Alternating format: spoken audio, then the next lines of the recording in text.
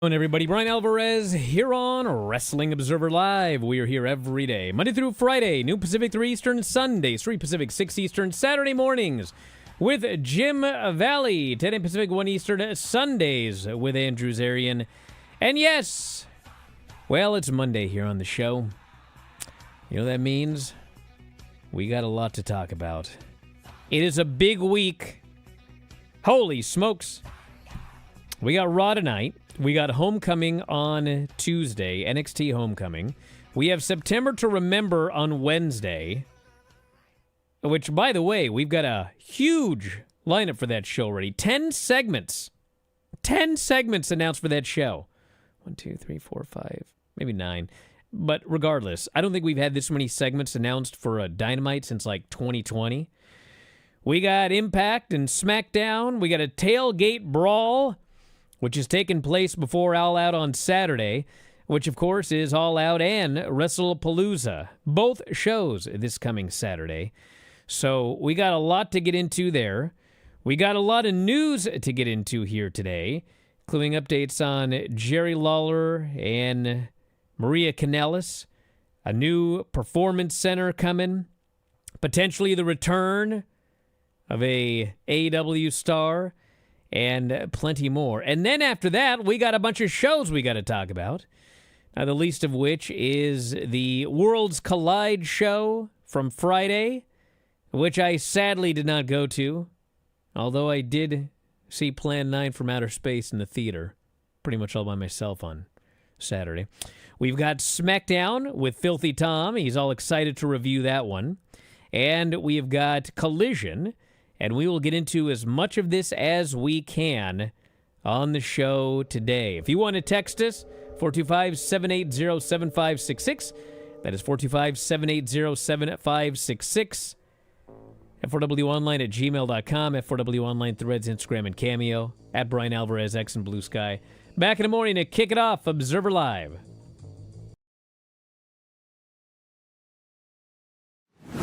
Check out this free video and make sure you hit like and subscribe. If Truth didn't have the best weekend in this company, then Mr. Iguana did. Oh, yeah, this guy is over, dude. We'll get to him in the Worlds Collide review, but he's got merch up on WWE shop. He's going to make so much He's got these money. Kids that want to see more Mr. Iguana. Yeah. So his face paint is so funny. I must stop you right here. It's not face paint. Oh, would you stop? It's head paint. Yeah, it looks, he paints his whole damn head. It looks like he's he gets held upside down and they just dunk his head in green paint. Yes. It's absolutely bizarre. And when he's not wrestling, he wears the round silver spectacles. Yes. And he flicks his tongue constantly. Yes. As an iguana would. And Del Toro and Octagon do whatever, and people are patient, but they don't care. And then Iguana tags in, and they are hyped. It took about 7 seconds to make himself my favorite luchador. He starts, I forget who he's in there with, but the guy offers a handshake, and so he licks it because he's an iguana, and then he gets hit with a shoulder tackle, or it's a chop. He takes a chop, he drops to his back, he sticks all 4 limbs straight in the air. Yes. He's playing dead like an iguana would. So then he brings in the puppet. I didn't get the puppet's name. I should have used it 50 times. But it's an iguana puppet that he thinks is real. Well, sometimes. Already up on WWE shop. Excellent. Yeah. Excellent. You know if Harley Cameron's doll is on the AEW? I do not know. It's not. Okay. It's not. Yeah. I'm just throwing that out there. So he starts doing spots with the puppet in his mouth. He lets the puppet try to get the pin. And amidst all the silliness, Conan says, you know this, Mr. Iguana, he's most popular with children. I liked how as soon as the puppet started doing spots, Corey Graves goes, is that legal in Mexico? And without skipping a beat, Conan goes, yes. Low on the list of things you will see in a Lucha Libre match, especially in AAA. So he starts using the puppet more as a weapon, or as a distraction, I should say. But it ends up with Lindsay Dorado getting a hold of this puppet, and he snaps. And he stomps the puppet. And he grabs the puppet, and he Spanish flies the puppet. This crowd is outraged. They're pissed. They're furious. But you know he's even more pissed and furious? It got more heat than anything else. Maybe on the entire show, Mr. actually. Goddamn Iguana. They were who's furious. Seething, and his eyes are breaking out, and he snaps and just rips ass. He grabs his own lizard and is whipping these guys with it. And then they remembered it's just a puppet and they stopped selling. This was a very, very fun match. I liked it a lot. And there's a lot to learn here about marketing. Yeah.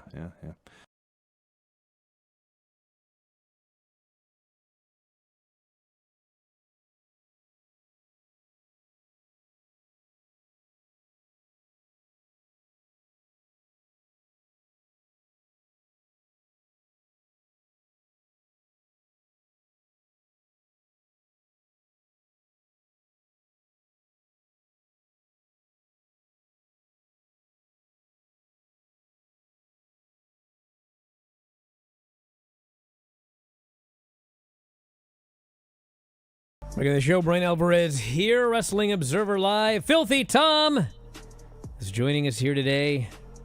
Did you have an exciting weekend?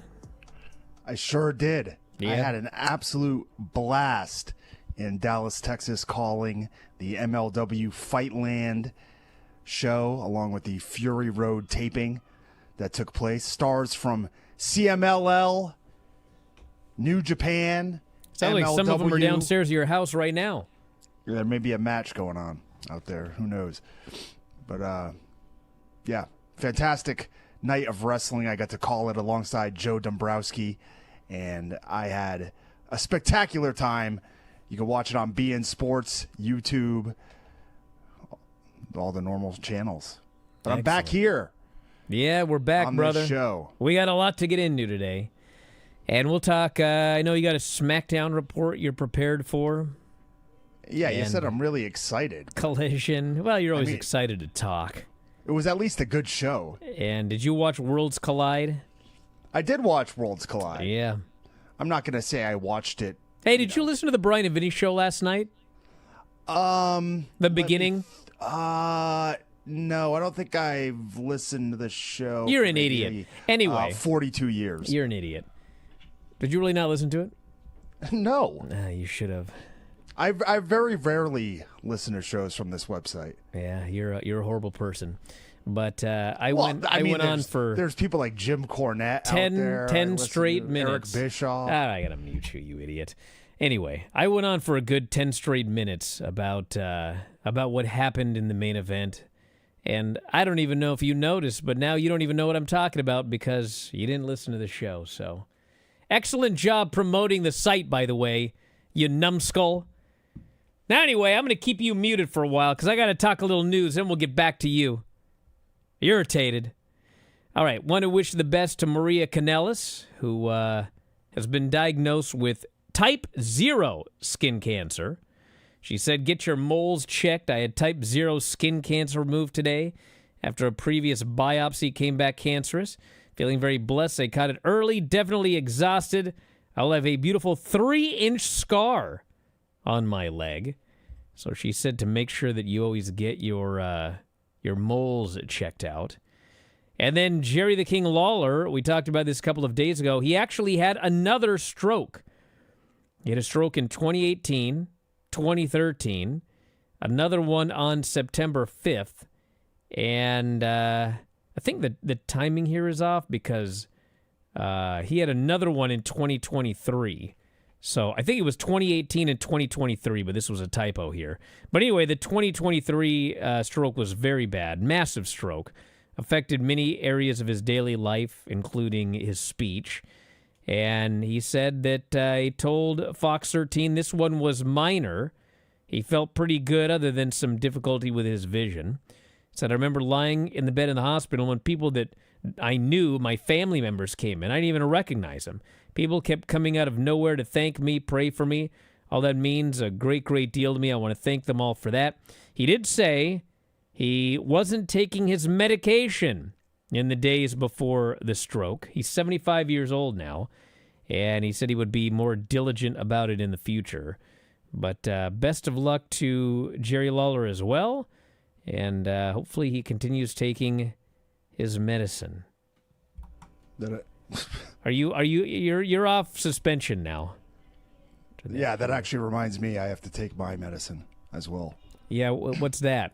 It's right here. Maybe you should have taken it before the show. What is it? No, remember what happened last time? I started cursing up a storm. Yeah, you did, so don't take it.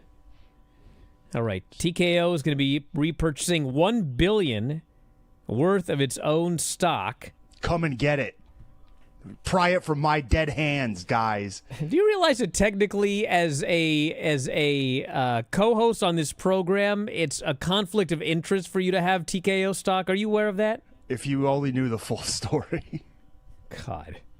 What's the full story? Did you not get paid out of that settlement? They just gave you TKO stock? I wish. Good Lord, I'd be better off. Well, you can take that money and just buy the TKO stock. I could, but I'm not. I have other issues.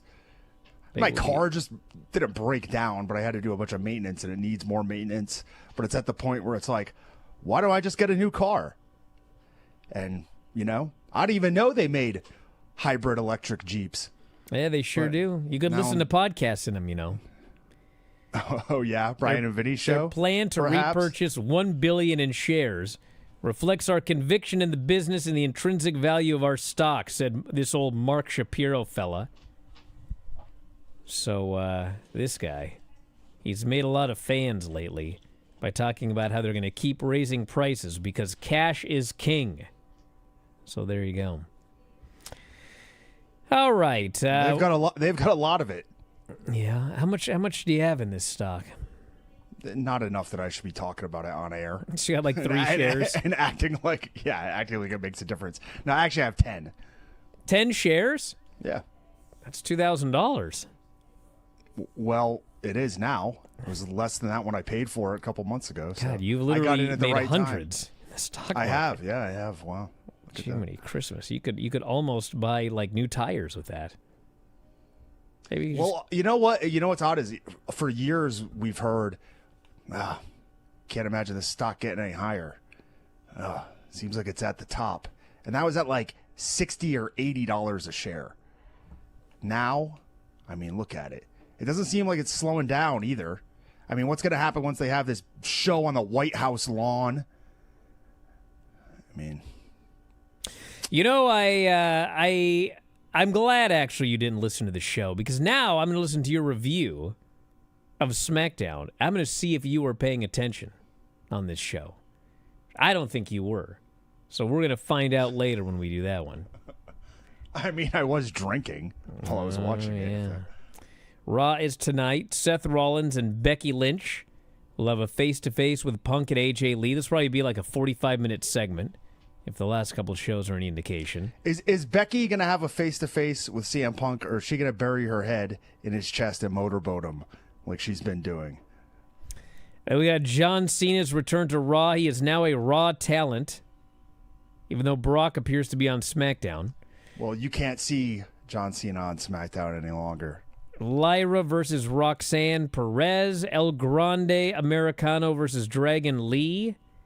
And Kofi Kingston versus Penta.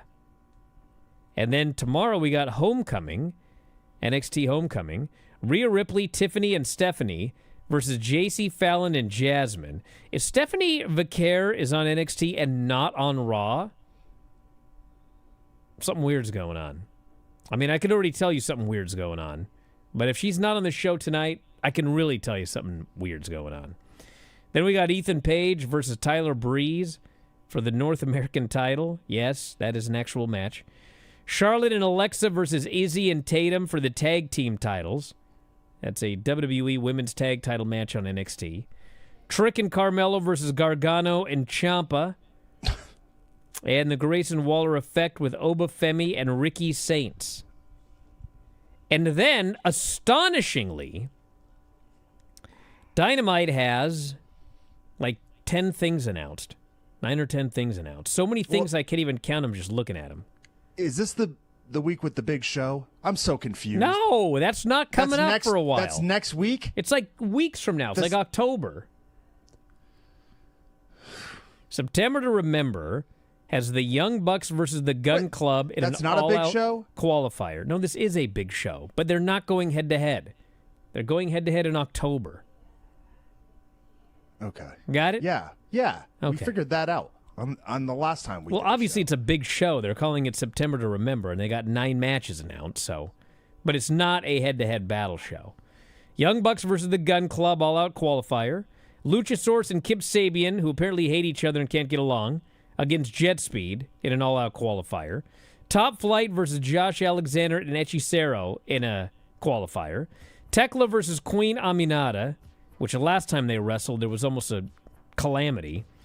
The Beast Mortos and Mascara Dorada in a unified title match qualifier. Bobby Lashley versus Toa Leona. John Moxley versus Roderick Strong.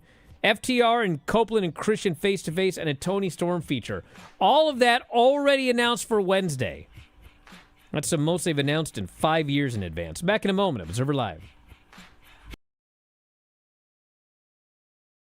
Just a quick note before this free video.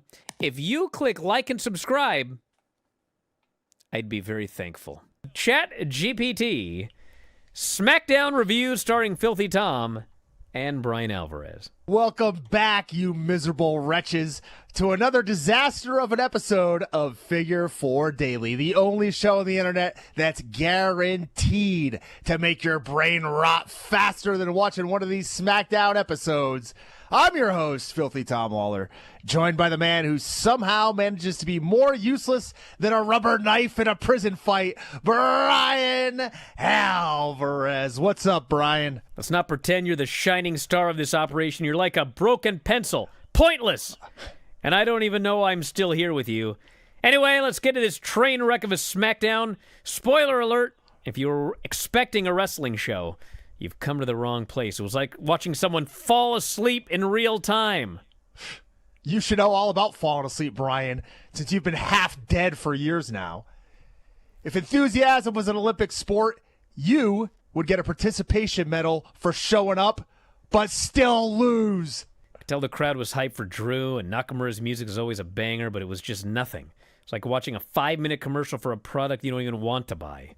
And I bet the only thing that was more uninspiring than this match was your entire existence. Let's move on before I fall asleep right here on this microphone. Tom, you think because you're a former fighter, that makes you a wrestling expert? You'd probably lose in a match with a traffic cone. Look, Jade's a star, but Liv Morgan, she's the human version of a please wait screen. Liv Morgan is about as useful as a sandbag at a swimming pool party, who's like trying to make a turkey sandwich with no bread. It's like the crowd went from yay to who's got the remote. Can we change the channel? Liv Morgan's biggest move is making the audience wish for better things. She's like the human version of a wet sock. Nobody wants it. I get it, Tom. You don't like fun. You don't like energy. You don't like anything that's not just sitting on your couch in your pajamas complaining. More of the same. Oh, we're back to more of the same, huh? Just like your wrestling career. More of the same, but somehow still a disaster. Well, that's it, folks. SmackDown 2025 was more like SmackDown 2005. Same old stuff, same old disappointments. Join us next time when we tear apart something else for your listening pleasure. Yeah, next time, Tom, maybe you'll actually have some real wrestling to talk about instead of whatever disaster this was. Until then, just remember, don't listen to Tom and don't watch SmackDown unless you hate yourself. Whatever. It's your funeral. What? I've never been so embarrassed doing this show as I was for the last 5 minutes. God.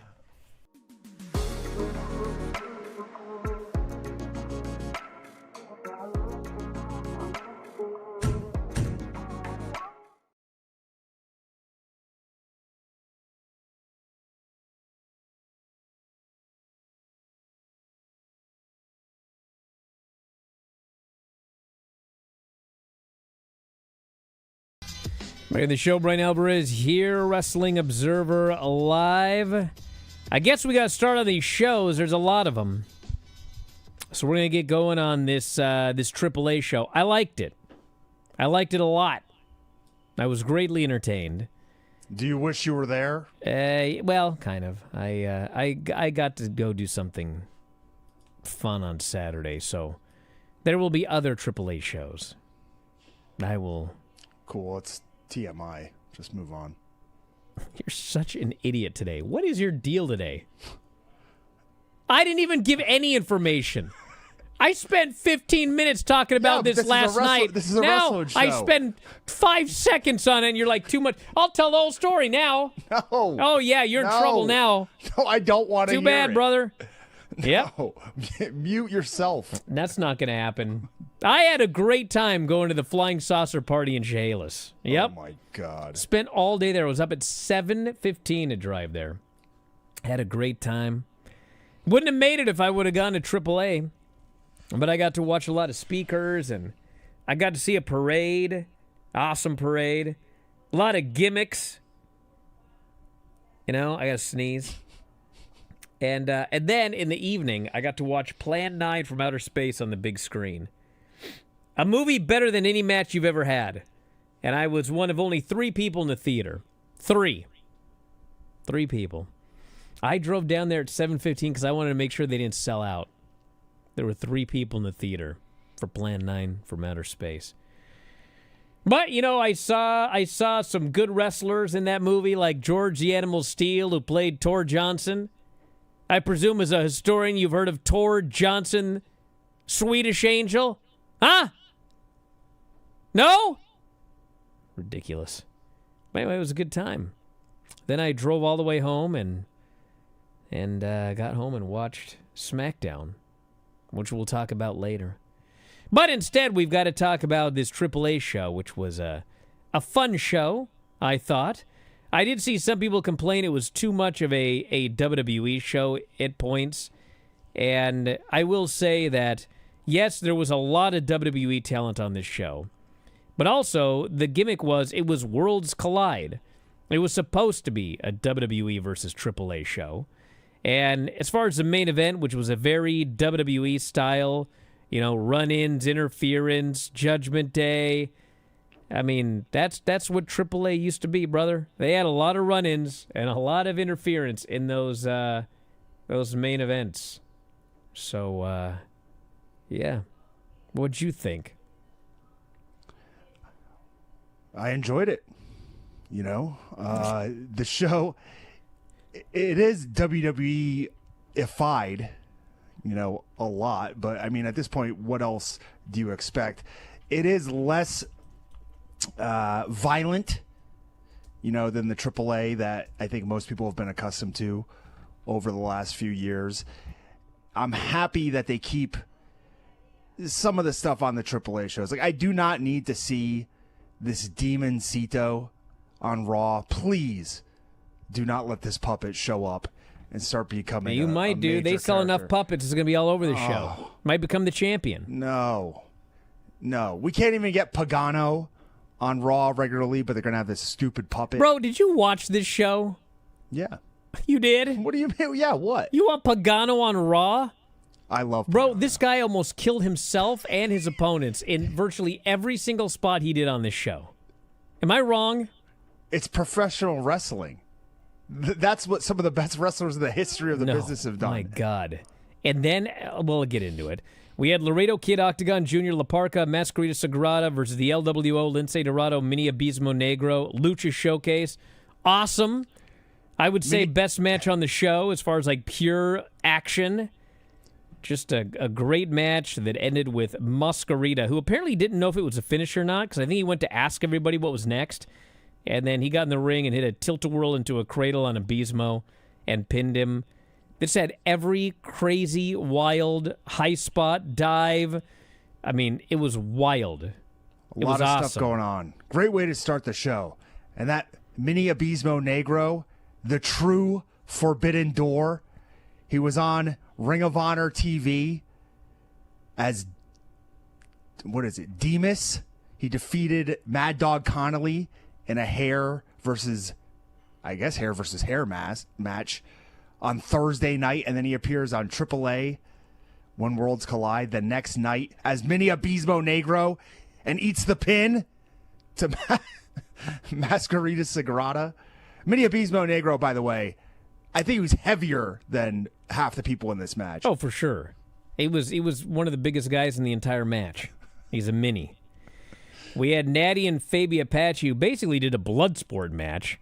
Very good. It was only 9 minutes, but like for a 9-minute match, it was quite excellent. And, I mean, they didn't even pretend. The announcers, they did a pull apart afterwards. They all made it very clear, we will see this match again. Fine with me. Yeah. We had it was supposed to be the New Day against Pagano and Psycho Clown, but Woods got head surgery, legitimate head surgery. They had to remove a growth, and he couldn't wrestle. And so it ended up being Kofi Kingston and Grayson Waller versus Pagano and Psycho Clown, which was just weird enough to see Pagano and Kofi Kingston in the ring together. This match... Forget about the fact that Grayson Waller is in the New Day, which is one of the more bizarre things I can think of happening in the past year. But I had to rate this match based on the recommendation value of a rating, which is what they used to be in the Observer. Like, you give 5 stars if people should watch it. If then it's a 5-star match. Star and a half, maybe they should. I gave it 3 1/4. Like, technically, as far as like what everybody did, I mean, it ain't a 3 1/4 star match, dude. But as far as like, do I think that if you have time, you probably should watch this match? Yeah. So, ended up with it was just like a complete train wreck. Psycho hit a go-to punch on Grayson. La Magistral for the pin. Place went nuts. Finish. And then they interview these clowns afterwards, and the lights go out. And who should come out but, like, who is... Like, Jeremy Borash has to be in charge. Good. The Wyatts came out. Good. This is the place for them. Brother, hold on a second. There was a match on Smackdown after the Wyatts had been out of action for like 8 months. And they finally came back, and they had this match. And it was horrible. And Dexter got so mad that he started screaming F-bombs on national television after yet another spot got screwed up. It ruled. And I thought, you're going to put Dexter Loomis in the ring with Pagano? Like, yeah. No. If you were a promoter, No. would you not do that? Absolutely not. Dude, I cannot wait. I cannot wait for the Wyatt 6 to have control of both the AAA tag titles with Loomis and Gacy, and then the SmackDown tag titles with Rowan Absolutely and not. Bo Dallas. Oh, yeah, bro. What we need, actually, is what they didn't set up, which is the entire Wyatt clan against all of the clowns. Murder Circus, Clown, Monster Dave the Clown. Clown, whatever his name is. Dave, yeah. I think that's what we need. Frank. Here. Not that clown. Finn Balor and Roxanne versus Lola Vice and Mr. Iguana. This was like an NXT Coconut Loop house show match is what this was. But everybody was having the time of their lives. Fans were going nuts. Not me. Multiple puppet spots, including one puppet doing a dive onto another puppet. How did they pull that off? I was impressed by that. Hey, these guys got a good arm. He had to be loaded. He must have loaded the La Yezka. So what I mean. Lola It was finally laced. avoided a something or other, and she hit a back fist on Raquel and pinned her. So they might have actually figured out, hey, maybe we should push her.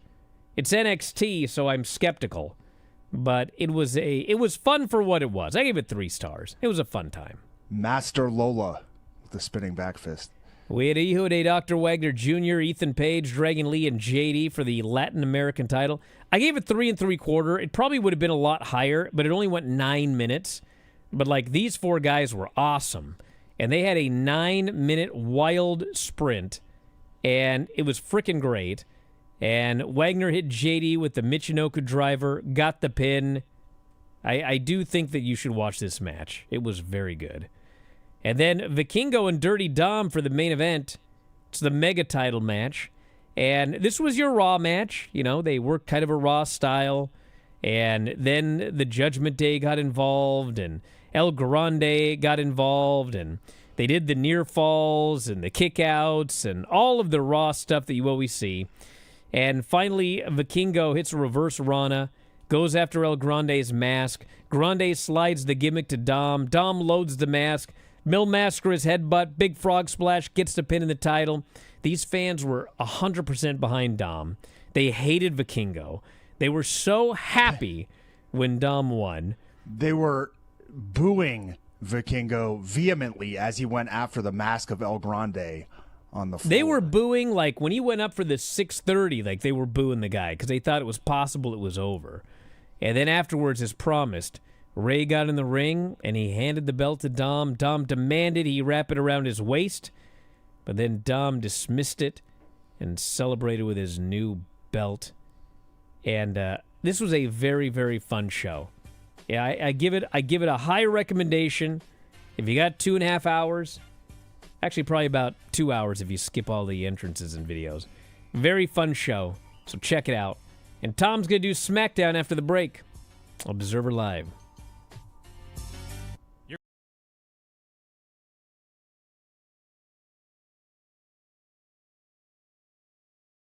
Just a quick note before this free video.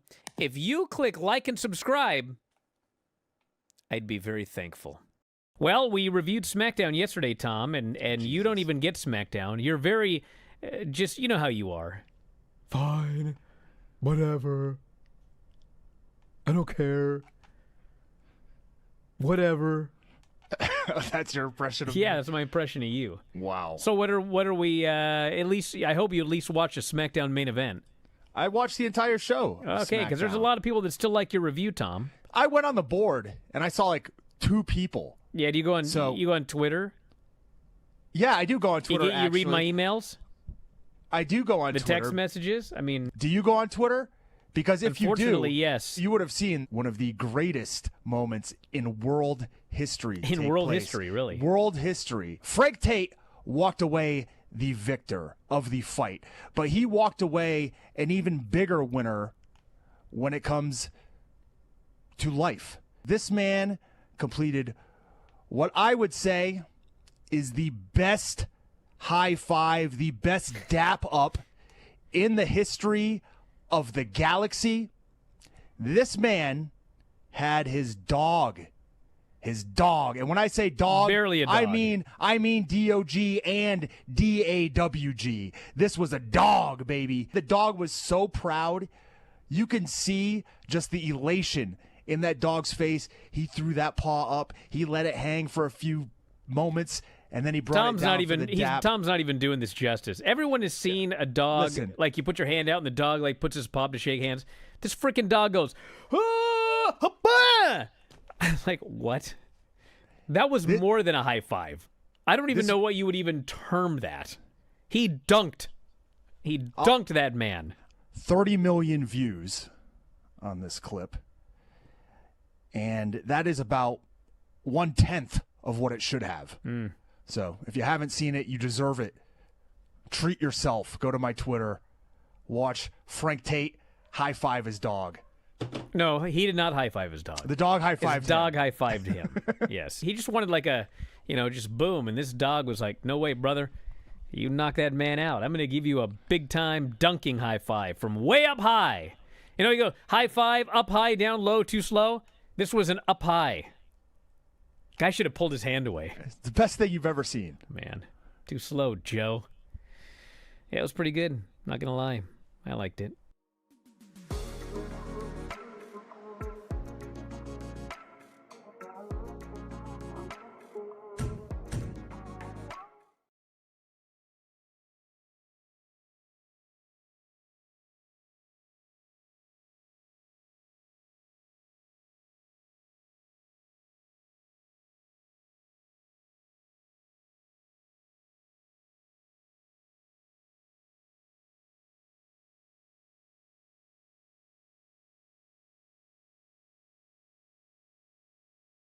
Back in the show, Bryan Alvarez here, Wrestling Observer Live. Filthy Tom is here with our Smackdown report. A very newsworthy show. Yes, coming to all of us from the Norfolk Scope Arena in Norfolk, Virginia. There was an NXT invasion on the announce desk as Vic Joseph, Booker T opened the show, directing us to a video package about last week's U.S. title open challenge, where Sami Zayn defended the title against John Cena, only to be interrupted by Brock Lesnar, who also then came out live in front of the crowd here in Virginia. The crowd chanting, "You suck," at the Beast. And then R-Truth comes out. He wraps his way down to the ring. He asks, "What's up?" And Brock tells him to shut up. Truth talks, Brock says he doesn't even know who Truth is, so he better have a good reason to be out there. Brock asks who he is. He says he's R-Truth, which I thought was interesting because he used to be Ron Killings for a few weeks, but now apparently he's back. He's just R-Truth now. Brock wants to know where Cena is. Truth doesn't know. Truth says Cena's his older brother, his childhood hero. Calls himself Ron Cena. Some dude yells, "Give him an F5!" And I'm like, please just do it now. But instead they banter back and forth a little bit more. This thing went on forever. Way too long. Just like this recap. Brock gives him an F5, splits his own pants, does a jig on the way out. Very pleased with himself. This Brock Lesnar, he comes out, he gets a massive ovation. And then once he starts talking, they boom like crazy. They start cheering for like, whatever his name in this week, Ron Cena. But people do want to see him killed because it's going too long. And man, when this guy did the F5 and he split his jeans, and he noticed immediately because there was an intense breeze, I'm sure, on his buttocks. But then he looked at it, and then he started playing up his torn pants, and he's laughing, and the crowd's laughing, and so he starts pointing, and he starts twerking, and then he starts dancing. And, like, by the time this guy left, he was a massive baby face. He totally turned himself face by splitting his pants open and then playing it up. And then as he leaves up the ramp, he just looks in the camera and he goes, "Blue underwear!" And he left. So there you go. Sami Zayn is backstage talking to an unknown figure, saying that he and they are very alike. And tonight they'll go one-on-one in the U.S. Open Challenge. He extends his hand, and we see that the challenger is a man who's newly on the market. That is Rey Fenix. We had a Solo Sikoa video package where he said he's going to lead his family tree, the MFTs, again. We had Phoenix taking on Sami Zayn in this U.S. title open challenge. These guys, this was a great match. Both these guys were fantastic. Match was awesome. There were beyond justified "this is awesome" chants. Phoenix hit the rope run, penalty kick, missed a spinning kick in the corner. Sammy gave him the corner exploder, a haluva kick, got the win. Back-to-back weeks, 2 for 2. He's batting 1,000%. Sami Zayn having a great U.S. title open challenge once again. I doubt that'll stop as long as he has the title. I mean, when was the last time Sami Zayn just had a match that was okay? I don't think he's ever had a match that was just okay. This was an incredible match. I thought it was the best Smackdown match in months, probably. And then some guy on Twitter's like, "Just an average Dynamite match." I was like, get a life, brother. This was awesome. Enjoy your wrestling. This was great. B-Fab wanted a match with Julia. Kiana James ignored her, but Julia gave her a chance for a match. The Wyatt Six, they're not happy. Specifically, Bo Dallas. Actually, this guy said he had several average matches against Karrion Kross. Actually, like 5 people in a row just threw that name up there. Wow. So B-Fab and Kiana got into it before the match even began. Julia boots B-Fab to the floor, beat the crap out of her, as Booker T called this the reckoning. This is the reckoning. Kiana James joined in on the beating. Julia hit the Arrivederci knee strike before the perennial U.S. title challenger Mishin ran down with a kendo stick, nailed Kiana. Julia then fled. How long before Mishin challenges Sami Zayn for the U.S. title? It's not going to happen, but I'd be fine with it. They'd probably have a really good match. But she can only wrestle for that U.S. title. So Drew McIntyre's warming up for his match with Randy Orton later on tonight, doing lateral raises with 40-pound dumbbells.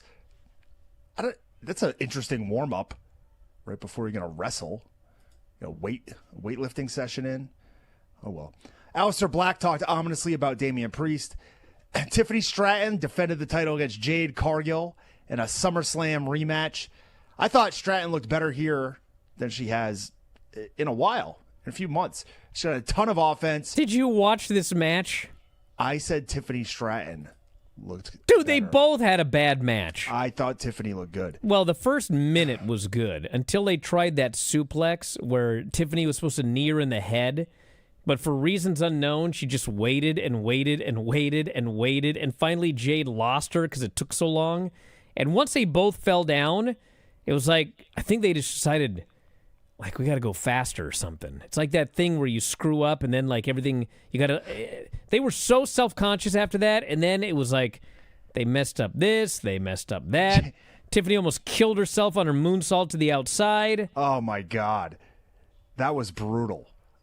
Like, I don't know if she was supposed to do. Like, was she supposed to land on her feet and roll? Because she just splatted the back of her head. I don't know. On the mat. Jade double-legged her through the barricade. And then the ref counted them out. I mean, hideous should finish. have. Oh. Hideous. In the annals of Smackdown history, this is pretty low on the poll for hideous finishes. Come on. The ref counted them out. Bro, it's hideous because they, like, got outside. It was one of those deals where, I mean, even in the main event, Randy and Drew are outside for, like, 45 minutes, and it means nothing. These guys, they did the spot where they both rolled outside, and before they're even on the ground, the refs are going, 1, 2, 3. And so, like, they roll outside, there's a spear through the barricade, and then the bell rings. It's like, for the one time in history you really counted a legitimate 10 seconds when they were outside. Every other freaking match on this show, people brawl outside for like 3 hours, never get counted out. That's why it sucked. Hey, it's not 10 seconds. This is like boxing. It's not 10 seconds. It's a count. Whatever. The so point is, it's up to the ref what the cadence this of their ref count is. in a championship match counted him out. You were saying it wasn't very good, so maybe the ref thought the same thing. Nia Jax showed up, destroyed both of them, gave Tiffany one of the nicer annihilators I've seen. Yeah, because she thought she was dead after she hit her head on the ground. I was told, by the way, that Tiffany appears to be okay. But I know the day of the show they thought it might be concussion protocol. Chelsea Green was backstage, badgered Nick Aldis into giving her and Alba a tag title shot at the winners of tomorrow's defense.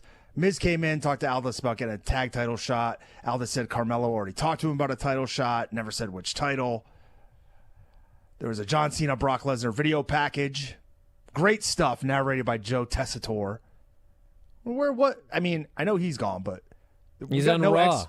We got no explanation as to why we had a commentary change this week here on SmackDown. But Ray hyped up when Worlds Collide. Dom came in, told him to put the belt on him when he wins. Finn Balor showed up, told Dom to win the title by himself, which he didn't. Carmelo Hayes is going to be the next challenger for Sami Zayn. Miz was upset with this. Melo said, look, I'm going to win both titles, the U.S. title and the tag belts. Miz said, you know how hard that is to do?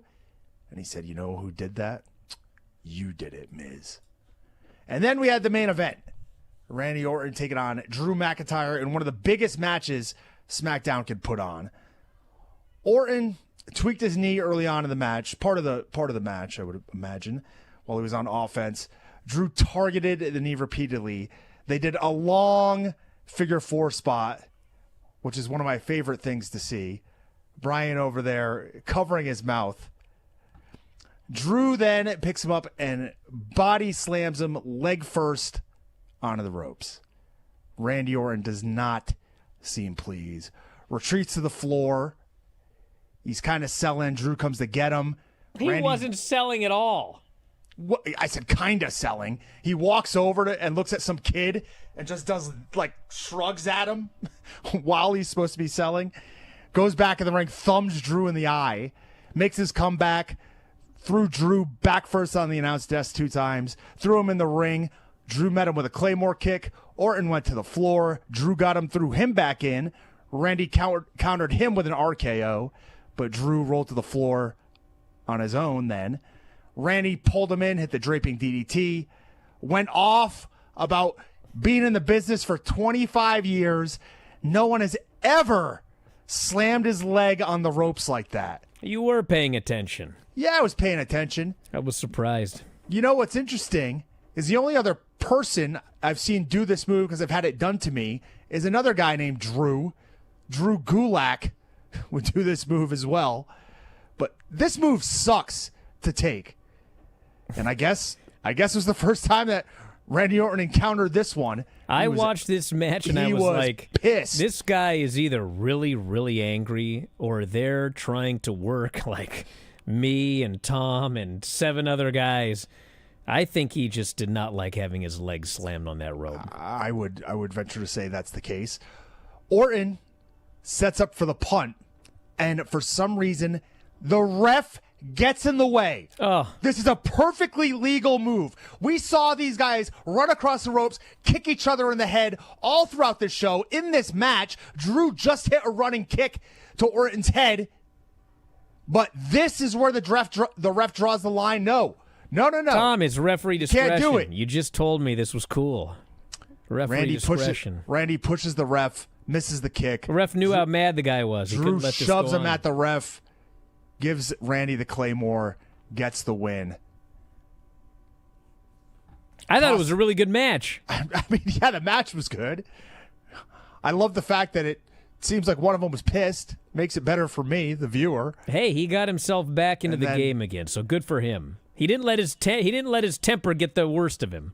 Drew went to kill Randy Orton on the floor, going to put his head through the announce desk with a kick like he did to Cody. But who came out to make the save but the American Nightmare himself? Hit some punches, dropped Drew with a Cody cutter, told him the champ is back, and he will see him where, Brian? At WrestlePalooza. Yeah, it was a pretty good show, I gotta say. Great main event, great Sammy match. I'd say it was a great show overall. So that's one to go watch. And we probably don't have time for the full Collision report, but I want to say that I thought Collision was also a very good show, with the exception of anything that had anything to do with the Acclaimed. Every single thing that they did on this show, I absolutely hated. I liked everything else. There was a lot of really good wrestling, but I just wish I had an hour to go over all of this. Long story short, Jerry Lynn is trying to reunite the Acclaimed, because the fact of the matter is, and this is the storyline, you both suck as singles wrestlers. You're better off together. You should reunite. There's a way to do this. Everything they did about this was wrong, but that's another story for another day. Other than that, a lot of very good wrestling. Back in a moment. Observer Live. Just a quick note before this free video. If you click like and subscribe, I'd be very thankful. Okay, can everyone hear it? Yeah. There's a mystery bell at Granny's house. She can't hear it. Take off your headphones for a second. I had them on wrong anyway. Okay. I can't get them on right. What? Take them off and listen. You have in your elbow? Is the fan on a computer? Nothing. All right. Well, this is going to be an exciting show. Gonna have bells ringing through the whole thing, and it's every week. It's got to be me. Do you have a neighbor that's an ice cream man No, practicing out there? I got a neighbor that smokes marijuana. I'm sure you do. I guess Whatever that noise is, I mean, it's still going. Yeah, it's not going to stop, dude. Brian, do you want me to get off here and go see if open the door and see if there's anything out there? You think something's out the front door? Is he been ringing the bell the entire time? No, Granny, you don't Let need me to- in! Let me it's in! Fine, it's fine. If it's death, don't open the door. Thank you, Craig. This person thinks it's a stove timer. Have you burned the roast? No, I don't have a stove. You want me to just get off here? No. We're going to barrel through it. I'd love it. You're not even doing anything. Granny, Nick says that you've got an old-fashioned analog alarm clock in Terry's bedroom. I don't know. I got a new alarm clock. Battery operated. Is that what she meant? Well, whatever it is, it's going haywire right now. Oh, it might be my alarm. Do you think? But it's way back in the bedroom. Don't worry about it right now. But when the show's over, you might want to go... That's what it is. Okay. Solve the mystery. Is there a reason you didn't turn it off when it started ringing? Well, I wasn't in there. I didn't. Duh. I took a nap and set the alarm. I thought I shut it off, but I probably didn't. No. You probably didn't. That's life. I would say with a good deal of certainty that you didn't turn it off. Brian, that's life around here. Yeah, I'm well aware. I do the show with Dave, too. Say, Hear all sorts of things in the background. did I do that? You know, Yeah, you did do that. or I thought I did that, but I didn't. In there. I wake up and I see lights on, and I say, I didn't turn those lights on. What's going on? Maybe the place is haunted. Could be. Okay. It's my brain that's haunted. Well, I hope not. Instead of suffering through the YouTube chat, click like and subscribe.